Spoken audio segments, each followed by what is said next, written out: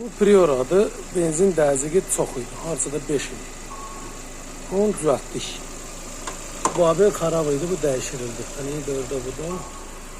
Bu bizim sumatırlar. Yani babinin birbirinin arasında olan fərqlər normaldır. Yani buradan da keçiriş. Böyle bir şey. 1, 3, 4, 2.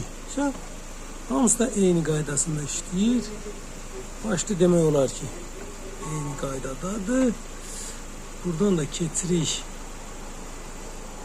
220'ye. Gene 1, 3, 4, 2. Yani bak bir sıkıl. Bir abarot. Yani. Bunun bir abarotu. Burada da bu. Bu da bunun şu diagnostikası. Kaç kişiler işləyir. Her şey yaxşı.